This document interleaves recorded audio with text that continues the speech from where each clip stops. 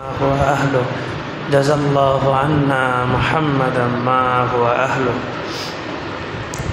দুরূদ শরীফের মধ্যে সবচাইতে দামি দুরূদ কয়েকটা দুরূদ আছে, এগুলার কাজ খুব পাওয়ারফুল।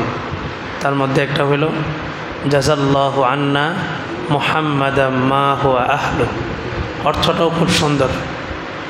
আপনি রাসূলের উপরে কতবার দুরূদ শরীফ পড়লে রাসূলের হক আদায় হবে? সারা জীবন পড়লেও হক আদায় হবে না। এই দুরূদটার অর্থ হইল জাযাল্লাহু আন্না, আয় আল্লাহ আমাদের পক্ষ থেকে আপনি প্রতিদান দান করুন মুহাম্মাদান, মুহাম্মদ সাল্লাল্লাহু আলাইহি ওয়াসাল্লামকে, মা হুয়া আহলু, যতটুকু তিনি উপযুক্ত। তাহলে এক কথায় সব চলে আসলো। আরেকটা দুরূদ শরীফ আছে, আল্লাহুম্মা সাল্লি আলা মুহাম্মদ কুল্লামা যাকারাহু যাকিরুন ও কুল্লামা গফালা আন যিকরিহিল গাফিলুন। এটাও অর্থের দিক থেকে অনেক দামি। অর্থ হচ্ছে, হে আল্লাহ, রসুলের উপরে যতবার মানুষ দুরূদ শরীফ পড়ে পৃথিবীর যত প্রান্ত থেকে, আমার পক্ষ থেকে আপনি ততবার রাসূলের উপরে দুরূদ পাঠান, এবং যতবার মানুষ রাসূলের উপরে দুরূদ পাঠ করা থেকে বিরত থাকে ততবার আপনি আমার পক্ষ থেকে দুরূদ পাঠান। তাহলে দিন রাত 24 ঘন্টা 24 সেকেন্ডের দুরূদ পাঠানোর দোয়া করে দিলেন। কুল্লামা যাকারাহু যাকিরুন ও কুল্লামা গফালা আন যিকরিহিল গাফিলুন। দুরূদ শরীফটারে একদম এই জবানের উপরে নিয়ে আসা, মুখের উপরে, মানে যে কোনো চলতে ফিরতে যে কোনো সমস্যায় দুইটা আমল, একটা হচ্ছে ইস্তেগফার আস্তাগফিরুল্লাহ, আর একটা হচ্ছে সাল্লাল্লাহু আলাইহি ওয়াসাল্লাম। দেখবেন অনেক সমস্যার সমাধান, শরীরের অনেক রোগও সমাধান হয়ে যাবে। আব্দুর রহমান আস-সাখাওয়ী ওনার কিতাব মাওয়াহিবুল লদুনিয়াতে 52টা ফজিলত আনছেন দুরূদ শরীফের, 52টা। ওইটার মধ্যে একদম মানে 52টা যদি সিরিয়ালে পড়া হয় তো দেখা যাবে যে একটা মানুষের দৈনন্দিন যত সমস্যা হইতে পারে সব সমস্যার সমাধান এই দুরূদ শরীফ, দুনিয়া এবং আখিরাতের। আল্লাহ তাআলা দুরূদ শরীফ বেশি বেশি পড়ার তৌফিক দান করুন। বিসমিল্লাহির রহমানির রহিম। উলাইকাল্লাযীনা হাবিতাত আ'মালুহুম ফিদ দুনিয়া ওয়াল আখিরাহ ওয়া মা লাহুম মিন নাসিরিন। সূরা আলে ইমরান 22 নম্বর আয়াত। আল্লাহ বলেন, ওই সমস্ত মানুষ যাদের দুনিয়া এবং আখিরাতে তাদের আমলকে তারা নষ্ট করেছে, ওয়া মা লাহুম মিন নাসিরিন, এবং তাদের জন্য কোনো সাহায্যকারী থাকবে না, দুনিয়াতেও থাকবে না আখিরাতেও থাকবে না। গতকালকের আলোচনা ছিল যে মানুষের আমল নষ্ট হয়ে যায়, যেমনিভাবে মানুষের ধন সম্পদ নষ্ট হয়ে যায়। ধন সম্পদ কামানোর পর এই ধন সম্পদ যদি হেফাজত না করা হয় তাহলে এই ধন সম্পদ নষ্ট হয়ে যায়। আর শরীয়তের বিধিবিধান এতটাই ভারসাম্যপূর্ণ, আপনি গভীরভাবে চিন্তা করলে আশ্চর্য হয়ে যাবে। একটা মানুষের জান মাল নিরাপত্তাকে শরীয়ত কতটা গুরুত্ব দিছে। আমরা জানি চোরের কি করা হবে, হাত কাটা হবে, কিন্তু এটার বিপরীত আরেকটা বিধান আছে। ওই বিধানটা হলো, যার সম্পদ চুরি হয়েছে ক্ষেত্র বিশেষ তাকেও শাস্তি দেওয়া হবে। যেমন আপনার সম্পদটা চুরি হয়েছে আপনার বাসা থেকে, তালা ভাঙ্গা চুরি হয়েছে, এটা তো আপনার দোষ নাই, কিন্তু আপনার সম্পদটা চুরি হয়েছে আপনার গেটের সামনে থেকে। আপনি গেটের সামনে টাকার বান্ডিল রেখে ঘরে গেছেন বেখেয়াল, তো ওখান থেকে এসে কী হয়েছে, চুরি হয়েছে। তো শরীয়ত বলে এই টাকার মালিককেও কী করা হবে, দূরে মারা হবে, বেত্রাঘাত করা হবে। কেন? তোমার অবহেলার কারণে একজন মুসলমান তার চরিত্র নষ্ট হয়েছে, তোমার অবহেলার কারণে। তুমি যদি টাকাটা সেভ করে রাখতা তাহলে এই মুসলমানের চরিত্রটা নষ্ট হইতো না, সে চুরি করতো না। তো ক্ষেত্র বিশেষ যার সম্পদ চুরি হয় তাকেও কী করা হয়, শাস্তি দেওয়া হয়। ইসলাম এই জায়গায় শাস্তিটা কেন দিতেছে? শাস্তিটা এই জন্যই দিতেছে যে একজন মুমিনের জান এবং মাল দুটোটাই নিরাপত্তা ইসলামের দায়িত্ব। আল্লাহ রসুল বিদায় হজের ভাষণে মোটা দাগে 14 থেকে 15টা কথা বলে গেছেন। তার মধ্যে একটা ঐতিহাসিক বক্তব্য দিয়েছেন, সেটা হলো আজকের এই দিনটা তোমাদের কাছে যেমন সম্মানিত। বিদায় হজের ভাষণ হয়েছে কীবার, ওই যে হজের মৌসুমে শেষ 10 তারিখ 9 তারিখ আরাফার দিন। আল্লাহ রসুল বলেন আজকের এই দিনটা তোমাদের কাছে যেমন সম্মানিত, আরাফার দিনটা আমাদের কাছে সম্মানিত, রোজা রাখি আমরা, আজকের এই দিন যেমন সম্মানিত এবং এই মাসটা যেমন সম্মানিত, কোন মাস? জিলহজ মাস। এবং এই স্থানটা যেমন সম্মানিত, কোন স্থান? আরাফার ময়দান। এটা সবচেয়ে সম্মানিত, ওখানে দোয়া কবুল হয়, ওখানে হাজিরা না গেলে হজই কবুল হবে না। এবং এই শহরটা যেমন সম্মানিত, কোন শহর? মদিনার শহর, মক্কার শহর।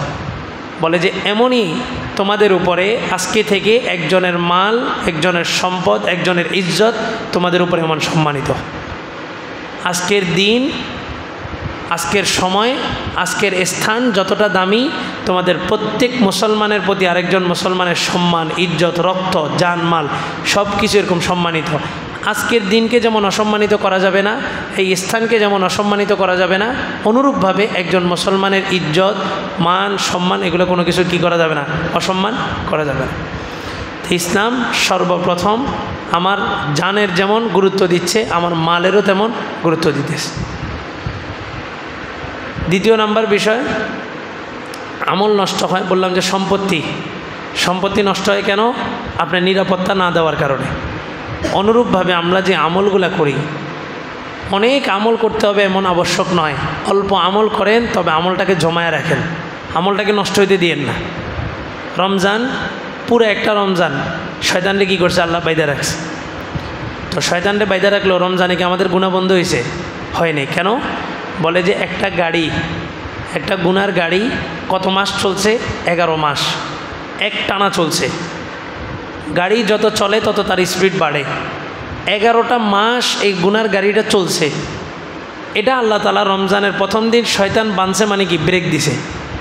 তো গাড়ি এটা 11 মাস একটা স্পিডে আসছে, এটা ব্রেক ধরলেই কি জায়গায় থামবে? থামবে না।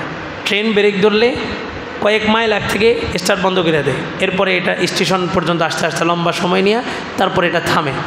তা আমাদের গুনাহটা 11 মাস চলছে, রমজানের প্রথম দিন আল্লাহ ব্রেক দিছেন, এটা থামতে থামতে 28 রমজান 29 রমজান চলে আসে গুনাহ ছাড়তে। এরপরে দেখেন রমজানে অল্প যতটুকুই আমল করি, এক রাতে সব আমল শেষ।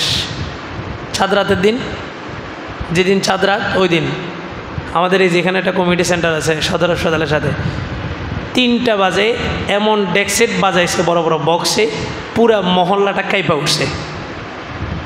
ঈদের দিন রাতে, রমজান এই দিনে রোজা রাখছি, ওই দিনের কথা বলতেছি, যেই দিন দিনে রোজা রাখছি ওই রাতের কথা, পরের দিন ঈদ। এক রাতে পুরা রমজানের আমলটা কি করলাম? শেষ। অনর্থক এই না খায়া কষ্টটা করছি, অনর্থক এই না খায়া কষ্ট করা, তারাবি পড়া, কি সব শেষ। এটা হচ্ছে একটা অপশন। গেছেন কোথায়? ঈদের আগের দিন রাত্রে বাজারে। তো বাজারে কি শুধু পুরুষ না মহিলারাও আছে? শেষ।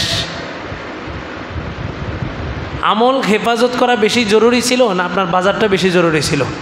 আপনার আমলটা হেফাজত করা বেশি জরুরি ছিল। আপনি জানেন ওখানে গেলে ভিড় হবে। রমজানে যেখানে আমলের মাস, ঘরের মধ্যে থাকবে নারীরা, ওই রমজানেই সবচেয়ে বেশি নারীরা বাজারে থাকে, সবচেয়ে বেশি। তো আমল অল্প করেন, কিন্তু আমলটাকে কি করেন? আটকায় রাখেন। এখন ফজরের সময় আসছেন, ঘুম থেকে উঠছেন, বাসার দরজা খুলছেন, ওযু করছেন, এই মহল্লা হাইটা আইসা মসজিদে আসছেন, নামাজ পড়ছেন, বসছেন তাফসিরে, মসজিদ থেকে বের হয়েছেন, বের হয়ে দেখলেন যে একজন নারী হেঁটে যেতেছে, আপনি ইচ্ছাকৃতভাবে তাকাইছেন, শেষ, এই আমলটা শেষ, আমল গেছে গা। বের হয়েছেন, বের হয়ে বললেন যে একজনের সাথে হাঁটতে বের হয়েছেন, হাঁটতে বের হয়ে দুনিয়ার সব গীবত, মসজিদে এটা হয়, ওটা হয়, অমুকে এটা করে, অমুকে এটা করে, অমুক দল আজকে কী বলছে জানেন? এটা। তো অমুক দলের এই বক্তব্যের সাথে আপনার সাথে কী সম্পর্ক? শেষ। আপনি কি করলেন? ওই যিনি এই যার ব্যাপারে কথা বলছেন, উনি হয়তো ফজরের নামাজ পড়েও নেই, উনি ঘুমাইতেছে এখনও বাসায়। আপনি যে তার ব্যাপারে গীবতটা করছেন, সাথে সাথে আপনার এই ফজরের নামাজের সওয়াবটা আল্লাহ তাআলা তার আমলনামায় দিয়ে দিছে। আপনি আখিরাতে যায় দেখবেন, আমি কষ্ট করে নামাজ পড়লাম, আমার আমলনামায় ঘুমানোর কথা লেখা, আর সে ঘুমাইছে, তার আমলনামায় কী লেখা? ফজরের নামাজ পড়ার কথা লেখা। তো এটা বুঝিও না, চায়ের দোকানে বসছি, বাস শুরু হয়ে গেছে গীবত চর্চা। বাসায় মহিলারা একটু নাস্তা করতে বসে মাগরিবে, এই শুরু হয়েছে কি, মানে অন্যদের ঘরে কথা বলতেছেন, আমি ইমাম সাহেবের কথাই বলতেছি, শুরু হয়ে গেছে বাস। বুঝিও না যে এটা যে গীবত, এটা যে একটা মানুষের গীবত করতেছে, এটা বুঝি না। তো এখন বলে যে এটা গীবত না, এটা মূলত বলতেছি তার অনিষ্টতা থেকে যেন বাইচা থাকি। বলা অনিষ্টতা থেকে বাইচা থাকতে এটা বলার দায়িত্ব ইমামের, মুসল্লিদের না। একটা সমাজের মধ্যে একটা অসঙ্গতি দেখা দিছে, একটা মানুষ অসামাজিক কাজে লিপ্ত, এই কথাটা প্রকাশ্যে বলবে ইমাম, প্রকাশ্যে বলবে আলেম সমাজ, দায়িত্বশীল লোকেরা।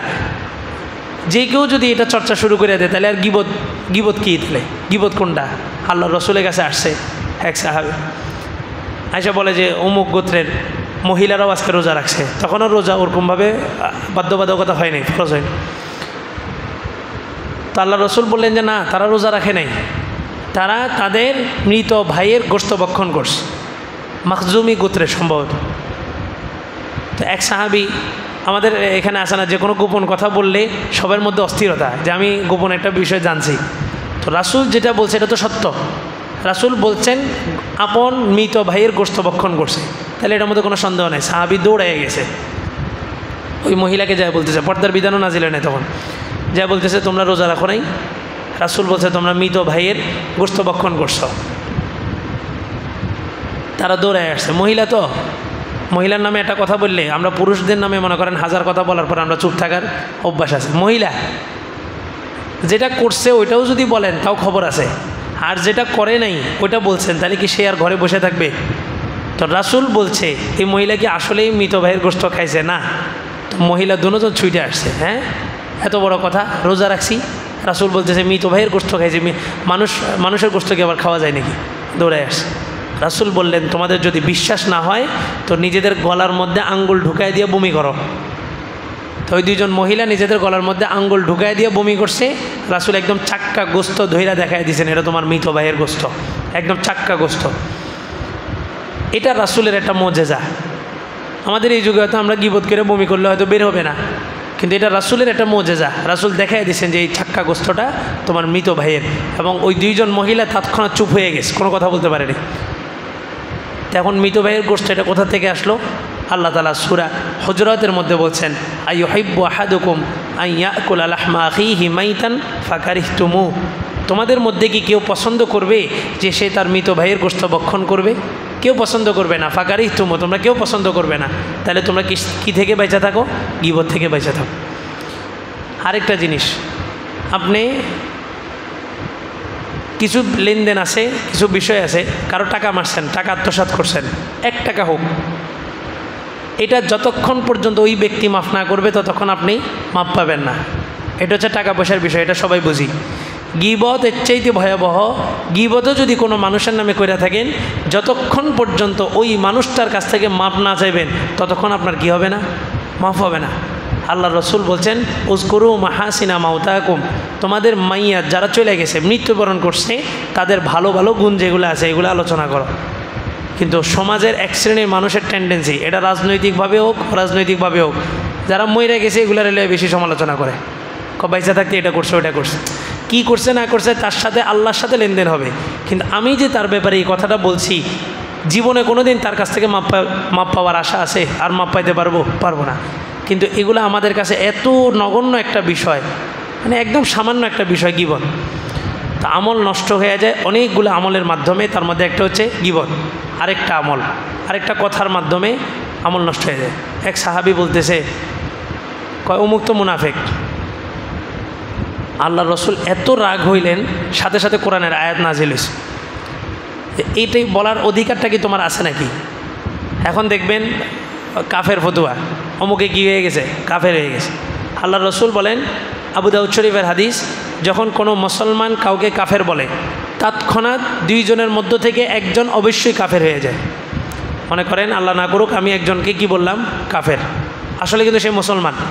রসুলের হাদিস অনুযায়ী আমাদের 2 জনের মধ্য থেকে যে কোনো একজন কী হয়ে গেছে? কাফের হয়ে গেছে। আচ্ছা, 2 জনের মধ্য থেকে যে কোনো একজন কেন? আমি যাকে কাফের বলছি বাস্তবিক অর্থেই যদি সে কুফরি কালাম কইরা থাকে তাহলে সে কী হয়ে গেছে? কাফের হয়ে গেছে। আর যদি সে ইনদাল্লাহ, আল্লাহর কাছে কাফের না হয়ে থাকে, এমন একজন মুসলমানকে আমি কাফের বলার কারণে আমি কি হয়ে গেছি? কাফের হয়ে গেছি। তো আমল নষ্ট হয় যখন কোনো একজন মুসলমানকে কাফের, মুনাফেক, ফাসেক কোনো একটা কিছু বলে যখন আখ্যায়িত করা হয়, তখন আমল কী হয়ে যায়? নষ্ট হয়ে যায়। ওই মানুষটা দেখতে সুরতে তার হয়তো দাড়ি নাই, টুপি নাই, পাঞ্জাবি নাই, কিন্তু আল্লাহর কাছে হয়তো গ্রহণযোগ্যতা আছে। কিন্তু আমি তার বাহ্যিক অবস্থান দেখে তাকে বলে ফেললাম এটা কি, এটা তো মুসলমান না, তো আমার আমল সবগুলো কী হয়ে গেছে, নষ্ট হয়ে গেছে। এই জন্য আমল নষ্ট যেন না হয়। আমল অনেক করতে হবে, 5 ওয়াক্ত নামাজ, সুন্নত, নফল, বিতির সব পড়তে হবে, এটা আবশ্যক না। যতটুকুই করেন অতটুকু হেফাজত করেন। বহু মানুষ, রাসূল বলেন পাহাড় সমান নেকি নিয়ে যাবে কিন্তু তার কোনো নেকি থাকবে না। সাহাবায়ে কেরাম বললেন পাহাড় সমান নেকি নিয়ে যাবে, নেকি থাকবে না মানে? তা আল্লাহর রাসূল বলেন ওই আবেদ পাহাড় সমান নেকি নিয়ে উঠবে ঠিক, তবে তার ওই পাহাড়ের পিছনে পাওনাদাররা লাইন ধরে দাঁড়ায় থাকবে।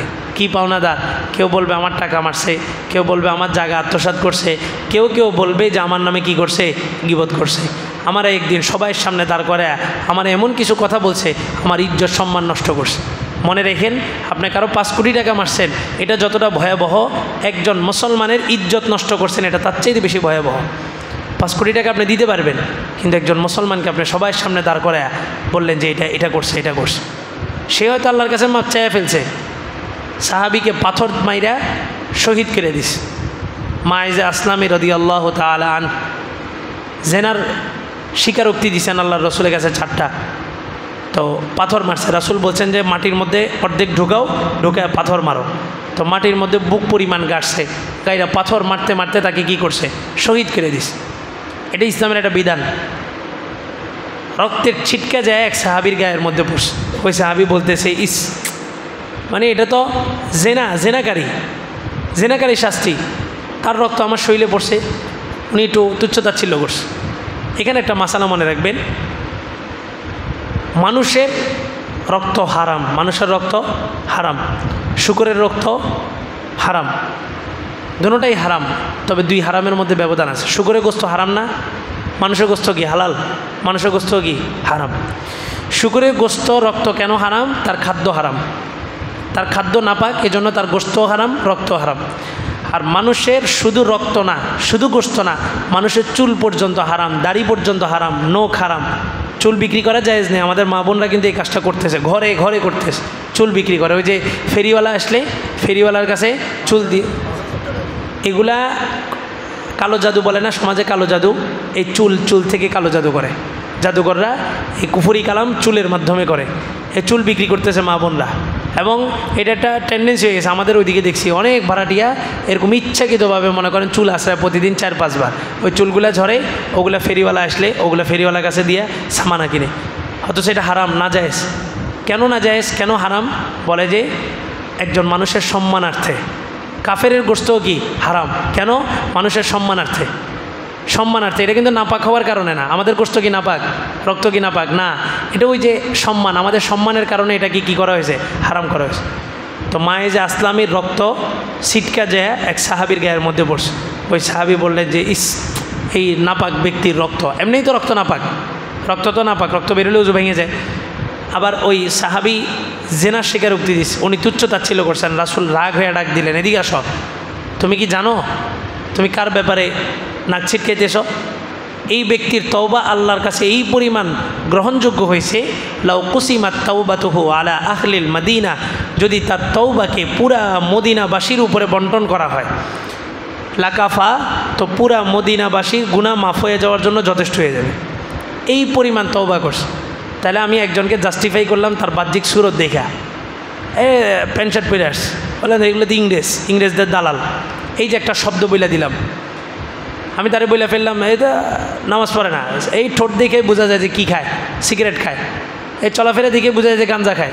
এই যে আমি একটা মন্তব্য করে ফেললাম, বাস্তবেই সেই কাজটা হয়তো সে করেও, কিন্তু আল্লাহর কাছে সে কি গ্রহণযোগ্য। বনি ইসরাইলের মানুষ অতিষ্ঠ খেয়া তারে কী করছে, বাইর করে দিছে ধাক্কা দিয়া সমাজ থেকে।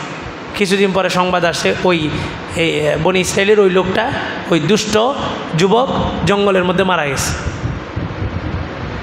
তো মুসা আলাইহিস সালামের কাছে আল্লাহ তাআলা ওহী নাজিল করছে, মুসা তাদেরকে বলে দাও আমার এই বান্দার জানাজায় যে শরীক হবে তার জীবনের সব গুনাহ আমি মাফ করে দিব। মুসা আলাইহিস সালাম ঘোষণা দিলেন, বনি ইসরাইল শোনো, যেই যুবককে তোমরা কিছুদিন আগে সমাজ থেকে বের করে দিছ, আল্লাহ তাআলা আমাকে জানাইছেন এই যুবক আজকে মারা গেছে, তার জানাজায় যে শরীক হবে তার সমস্ত গুনাহ আল্লাহ মাফ করে দিবে।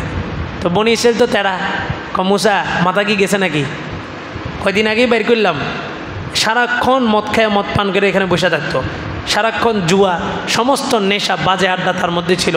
সমাজের বিশৃঙ্খলা সব সে তৈরি করত। বের করে দিলাম সমাজ থেকে। এমন একটা পাপিষ্ঠ আল্লাহর কাছে আবার পছন্দনীয় হইল কীভাবে? তো মুসা আলাইহিস সালাম আল্লাহর কাছে জিজ্ঞেস করছেন। উনি তো কালিমুল্লাহ ছিলেন, আল্লাহর সাথে কথা বলতেন। আল্লাহ বলছেন, মুসা, সে পাপিষ্ঠ ছিল, কিন্তু মৃত্যুর আগ মুহূর্তে সে আমার কাছে এমন কিছু শব্দ বলছে, আমি আর আমার ওই ক্রোধের অবস্থাটা ধরে রাখতে পারি নাই। আমার রহমতের এক জোশ আসছে, জোয়ার আসছে, আমি রহমতের ধাক্কায় তার সমস্ত গুনাহ মাফ করে দিছি। কি বলছে? সে আল্লাহর কাছে বলছে, মৃত্যুর আগ মুহূর্তে বলছে, লা আরা ইয়ামিনা ওয়াহিদা, আমি আমার সামনে, ইয়ামিন আমার ডানে, ওয়ালা শিমাল আমার বামে, ওয়ালা আমামি আমার সামনে, ওয়ালা খলফি আমার পিছনে, ওয়ালা ফাওকি আমার উপরে, ওয়ালা তাহতি আমার নিচে, লা আরা আহাদা, আল্লাহ আমি কাউকে দেখতেছি না, কেউ নাই, কেউ নাই, আপনিই আছেন। আল্লাহ, আপনার একটা নাম নাকি গফফার, আপনার একটা নাম গফফার। আমার মতো পাপিষ্ঠকে যদি আপনি মাফ না করেন তো আপনি গফফার কীভাবে? একজন খুব দানশীল সমাজের একজন মানুষের সবাই কি বলে? খুব দানবীর, সে দান করে না, তাহলে কি দানবীর? তো আল্লাহ তো গফফার, গফফার মানে কি? গুনাহ ক্ষমাকারী।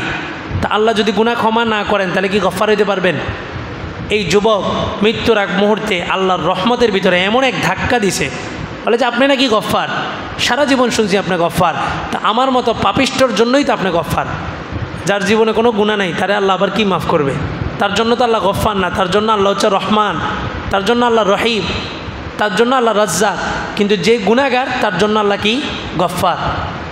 তো এই যুবক ধাক্কা দিয়েছে আল্লাহর রহমতের ভিতরে। আল্লাহ তৎক্ষণাৎ বলেন যে, মুসা, আমি আর আপন অবস্থানে ঠিক থাকতে পারি না, আমি তার জীবনের সব গুনাহ মাফ করে দিছি। শুধু মাফ করি নেই, ঘোষণা দিলাম তার জানাজায় যে শরীক হবে তার জীবনেরও সব গুনাহ মাফ করে দিব। তাহলে আপনি আর আমি একটা বাহ্যিক অবস্থান দেখে একজন মানুষকে জাস্টিফাই করতে পারবো না। এটা কিন্তু খুব বেশি হইতেছে। দুইজনের ঝগড়া লাগছে, কেন? কয় যে ও আমারে এই গাঞ্জাখোর কইছে। তো যে গাঞ্জাখোর বলছে সেও আবার বুক ফুলে বলতেছে, চলাফেরা দেখেন আপনি নিজেও তারে গাঞ্জাখোর বলবেন। কিন্তু একজন মানুষের ভিতরের অবস্থা, আল্লাহর কাছে তার গ্রহণযোগ্যতা কোথায় গেছে তা আমরা জানি না। বাদশা বাহলুল পাগল, বাহলুল পাগল, আর বাদশা মামুন তো নদীর পাড়ে দিয়ে হেঁটে যেতেছে। বাদশা মামুন আর তার স্ত্রী নদীর পাড়ে বৈশা, বাহলুল পাগল একটা কাঠি দিয়া কিছু ঘর আঁকতেছে, ঘর মাটিতে ছোট ছোট। তো বাচ্চার দরবারে থাকতে এসব দুষ্টমি করতেছে। বাচ্চা কয় যে, বাহলুল কি করতেছ? কয় জান্নাতের বাড়ি বানাইতেছি, লাগবো? তো বাচ্চা তো বুঝছে পাগলে কত কিছু কয়। তো বাচ্চার বিবি, বাচ্চা মামুনের বিবিকে বলতেছে, তোমার লাগবো নি? জুবাইদা নাম ছিল বাচ্চা মামুনের বিবি, জুবাইদা। আচ্ছা জুবাইদা, জান্নাতে একটা ঘর বিক্রি করবো, লাগবো? 1 টাকা দিলেই হবো। 1 টাকা মানে 1 দেড়হাম আর কি, তৎকালীন সময় তো আর টাকা ছিল না, 1 দেড়হাম দিলেই হবে। তো মহিলা মানুষ চিন্তা করলো যে 1 দেড়হামই তো, এটা এমনি দিয়ে দিলাম। তো দিয়ে দিছে, বাহলুলে দিছে। আচ্ছা ঠিক আছে যাও। বাচ্চা রাত্রে ঘুমাইছে, ঘুমের মধ্যে স্বপ্ন দেখে যে জান্নাতের ভিতরে 2টা মহল, খুব সুন্দর একটা মহল। তো ঢুকতে নিছে, তো তারে ঢুকতে দেওয়া হইতেছে না। জুবাইদার একটা মহল, ওটার উপর দিয়ে লেখা জুবাইদা, আরেকটার উপর দিয়ে লেখা মামুন। তো জুবাইদার মহলে ঢোকা গেছে, মামুনের মহলে ঢুকতে পারতেছে না। তো দেখে যায় ওই বাড়ির সামনে একজন প্রহরী বসা। বাচ্চা মামুন বলতেছে, কি ব্যাপার, ঢুকতে দিতেছেন না কেন? তো বলে যে এই ঘরটা কিনা হয় না, ওই ঘরটা কিনা হয়েছে। তো বাচ্চা বুঝে গেছে, ওই যে বিকালে জান্নাতের ঘর বিক্রি করছে পাগল, তারে তো আমি না পাগল মনে করছি, কিন্তু সে তো আল্লাহর দরবারে পাগল না, সে আল্লাহর পাগল। তো পরের দিন নদীর কিনারে আবার গেছে, দেখে যে বাচ্চা বাহলুর কি করে, ঘর আঁকতেছে। কয় নাও নাও, 1 টাকা না 10 টাকা দিলাম, 1 দেড়হামের জায়গায় 10 দেড়হাম দিলাম, একটা ঘর দাও, একটা বাড়ি দাও। বাহলুলে কয় যে না, 10 দেড়হামে আর হবে না। কত টাকা লাগবে? পুরা রাজত্ব, পুরা বাদশাহী দিবা তো একটা ঘর দিব। তো বাদশা মামুন বলতেছে, গতকালকে ছিল 1 টাকা, আজকে পুরা রাজত্ব। তো বলে যে গতকালকে যে কিনছে সে না দেখে কিনছে, আর আজকে যে কিনতে আসছে সে দেখে কিনতে আসছে। সামানা দেখে কিনলে এক দাম, না দেখে কিনলে আরেক দাম। এই জন্য কার কি অবস্থা, কার মনের কি অবস্থা, কার গ্রহণযোগ্যতা আল্লাহর কাছে কতটুকু, এটা আমি আর আপনার স্বাভাবিক জীবনযাপন দেখা বুঝুম না। মুসলিম শরীফের এক হাদিস, রাসূল বলেন, লাউ আকসামা আলাল্লাহি লা আবাররা, দুনিয়ার জমিনে কিছু জীর্ণ শীর্ণ মানুষ চলাফেরা করে, চুলগুলো এলোমেলো, কাপড় চোপড় অতটা পরিষ্কার না, স্মার্ট না, সমাজের মানুষ তাদেরকে একদম তুচ্ছতাচ্ছিল্য করে, তবে আল্লাহ রসুল বলেন এই মানুষগুলা আল্লাহর কাছে এত গ্রহণযোগ্য, লাউ আকসামা আলাল্লাহ, যদি আল্লাহর নামে কোনো শপথ করে, লা আবাররা, আল্লাহ নিজের উপরে আবশ্যক করে নেন ওই কসমটা পূরণ করা। আবু বকর ঘরে ঢুকছে, ঢুকে গেছে, ইয়া রাসূলুল্লাহ সেহরির সময় শেষ, রাসূল তাও খাইতেছে। আবু বকর বলে যে, ইয়া রাসূলুল্লাহ সেহরির সময় শেষ, আমি একদম সাদা সুতা কালো সুতা থেকে আলাদা হইতে দেখছি। তখন তো ঘড়ি ছিল না, তখন নিয়ম ছিল সাদা সুতা কালো সুতা থেকে আলাদা হইতেছে স্পষ্ট, এটা বোঝা গেলে সেহরির সময় শেষ। দুইবার কইছে, আল্লাহ রসুল তাও সেহরি খাইতেছে, কারণ রাসূলকে সেহরির সময় শেষ হয়েছে কে বলবে? আল্লাহ বলবেন, জিবরাইল এসে সংবাদ দিবে। 3 নাম্বার বার আবু বকর কয় যে, আল্লাহর কসম খেয়ে বলতেছি ইয়া রাসূলুল্লাহ সেহরির সময় শেষ। আমরা অনেক সময় কথা বিশ্বাস করানোর জন্য কি করি? কসম খাই। আল্লাহ রসুল লোকমা উঠাইছেন, ফালাই দিছেন। আবু বকর বলে যে, ইয়া রাসূলুল্লাহ 2বার আমি বললাম, আপনার বন্ধু মানুষ, আপনার বিশ্বস্ত সাহাবী, আমারে বিশ্বাস হয় না, আমারে বিশ্বাস করেই তো আপনার নাম দিয়েছেন সিদ্দিক, সত্যবাদী। তো 2বার বললাম, আপনি বিশ্বাস করলেন না, 3 নাম্বার কসম খাইছি, তারপর আপনি খানা ছাড়ছেন। কয় যে, আবু বকর সেহরির সময় শেষ হয় নাই, সেহরির সময় শেষ হইলে জিবরাইল এসে ঘন্টা বাজাইব, কিন্তু তুমি যখন কসম খেয়ে ফেলছ, তোমার পিছন দিয়ে জিবরাইল ইশারা দিছে, ইয়া রাসূলুল্লাহ সময় ক্লোজ, সেহরির সময় শেষ হয় নাই, তুমি কসম খাওয়ার কারণে তোমার কসমটা আল্লাহ পূরণ করা আবশ্যক হয়ে গেছে, এই জন্য আল্লাহ সেহরির সময় শেষ করে দিয়েছেন। তো এরকম কিছু জীর্ণ শীর্ণ মানুষ সমাজে চলে, আমরা বুঝি না। লাউ আকসামা আলাল্লাহ লা আবাররা, এই সমস্ত মানুষ যদি একবার পান, সাথে সাথে ধৈর্য বলবেন যে আমার জন্য একটু দোয়া করেন। অনেক স্বাভাবিক মানুষ আছে, এই চলতেছে, সমাজে তার কোনো পরিচিতি নেই, আছে নিজের মতো নিজে চলতেছে, নামাজ পড়তেছে, ইবাদত করতেছে, আল্লাহ। এই জন্য কারো ব্যাপারে কোনো মন্তব্য করা থেকে কী থাকতে হবে? বিরত থাকতে হবে। আল্লাহ তাআলা আমাদেরকে যে কথাগুলো বলা হয়েছে, বলনেওয়ালা শুননেওয়ালা সকলকে আমল করার তৌফিক দান করুন। আলহামদুলিল্লাহি রাব্বিল আলামিন। ربنا ظلمنا أنفسنا وإن لم تغفر لنا وترحمنا لنكونن من الخاسرين। আয় আল্লাহ মেহেরবানি করে জীবনের সব গুনাহগুলোকে মাফ করে দেন। আয় আল্লাহ আমাদেরকে গীবত থেকে বিরত থাকার তৌফিক দান করেন। আয় আল্লাহ অপরের ব্যাপারে কোনো ধরনের মন্তব্য করা থেকে আপনি আমাদেরকে হেফাজত করেন। আয় আল্লাহ আপনার ওলি হিসাবে আমাদেরকে আপনি কবুল করেন। আয় আল্লাহ সাধারণ জীবনযাপন করার তৌফিক দান করেন। আয় আল্লাহ যে সমস্ত আমলের কারণে আমাদের দুনিয়া এবং আখেরাতে ক্ষতি হবে, ওই সমস্ত খারাপ কাজগুলা থেকে আমাদেরকে হেফাজত করেন। আমল নষ্টকারী সমস্ত কাজ থেকে আমাদেরকে হেফাজত করেন। আয় আল্লাহ মেহেরবানি করে আমাদের দোয়াগুলোকে কবুল ও মঞ্জুর করেন। সুবহানা রাব্বিকা রাব্বিল ইজ্জাতি আম্মা ইয়াসিফুন ওয়া সালামুন আলাল মুরসালিন ওয়ালহামদুলিল্লাহি রাব্বিল আলামিন। সাল্লাল্লাহু